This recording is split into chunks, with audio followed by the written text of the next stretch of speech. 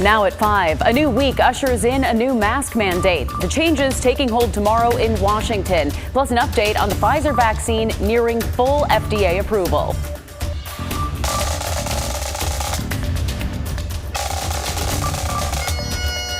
An Olympian's welcome home will take you to today's parade honoring gymnast and silver medalist Jordan Childs. And later, we miss people, the goats miss people, and they're happier when they get to see people regularly. The Belmont Goats are back. The popular nibbling neighbors welcome back visitors. How the nonprofit Urban Farm is bouncing back after taking a hit during the pandemic.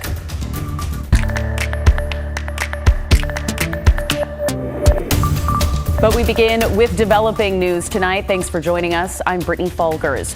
Fears of a violent political clash between far-right and far-left groups failed to materialize in downtown today. Instead, we're now seeing clashes on the east side of the city. This is happening near 22nd and Sandy, and that's where our Kyle Aboshi is live for us right now. He's been tracking this developing story all day for us. Kyle, what can you tell us? Yeah, Brittany, the recent skirmishes we've seen here in Northeast Portland have been relatively minor. Nonetheless, Portland Fire and Rescue is encouraging people to stay away from the area of Northeast 122nd and Sandy. Behind me, you can see the empty parking lot at the old Kmart here. This is where the far-right Proud Boys have set up and staged their rally. Not downtown as originally anticipated, but instead Northeast Portland. In the past 10 minutes or so, we have seen a lot of activity and cars moving around. The question is, where will they go? In downtown Portland, fears of a violent political clash became a waiting game. Hundreds of black-clad anti-fascists stood around Tom McCall Waterfront Park to counter-protest against a planned far-right rally.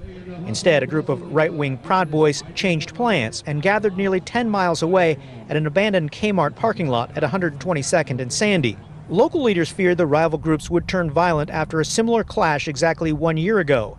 In anticipation, some downtown businesses closed for the day, but others remained open and were busy with customers who were not distracted by the large crowds assembling blocks away. I think a lot of the time it can come off as very performative. Customers like Reese McAndrew explained rallies between opposing groups have little impact on most Portlanders. If you go there with the purpose to rile up other people, then you're going to get riled up. But if you go there just to see or just to walk around or like we're doing just to have food downtown, then I don't think you're going to have a problem. The city is not on fire. Portland is still here. It's still beautiful. Throughout downtown Portland, many streets were busy with tourists and even locals like Rod Purdom and his wife, who were out for a Sunday walk. The city has so many problems, but it's not the war zone that so many people make it out to be.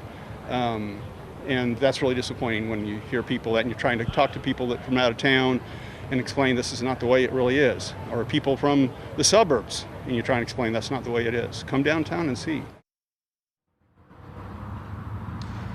So in preparation for any possible conflict, Portland Police called in all available officers, no days off for today. They've largely not been visible, though. We've seen some officers and police vehicles parked in certain areas of town, but generally, as far as these skirmishes are concerned, police have not intervened. All right, Kyle, thank you so much. Well, Portland police are once again asking for your help to catch a killer. Officers were flagged down by someone in Old Town last night just before 2 in the morning. They were told someone was shot inside a bar in the area, and paramedics were called to try and save the victim. Unfortunately, the person passed away before making it to the hospital.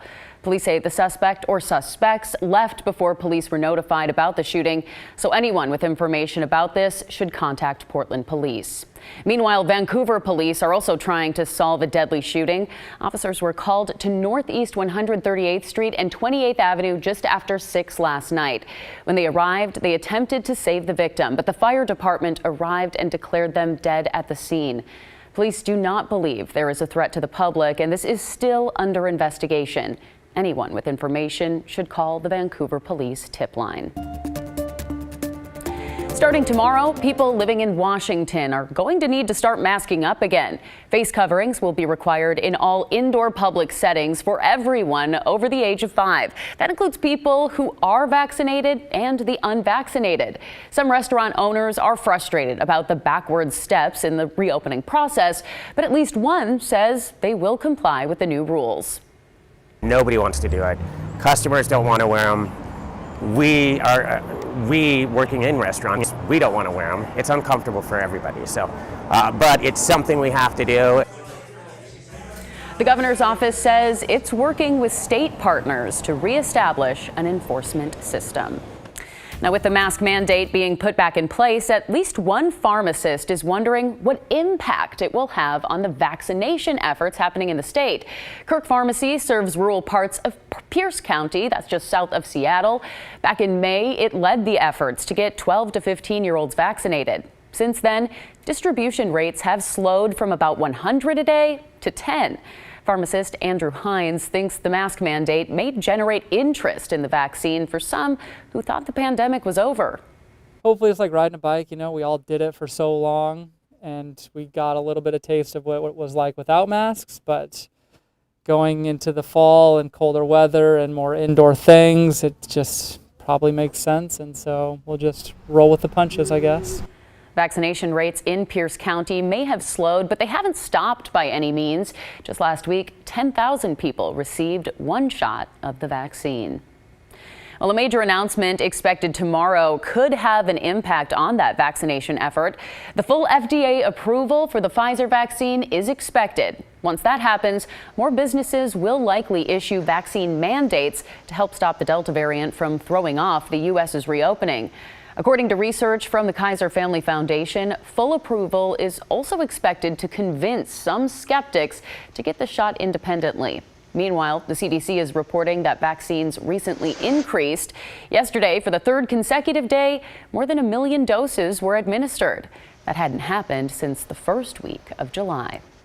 A celebration fit for an Olympian today in downtown Vancouver.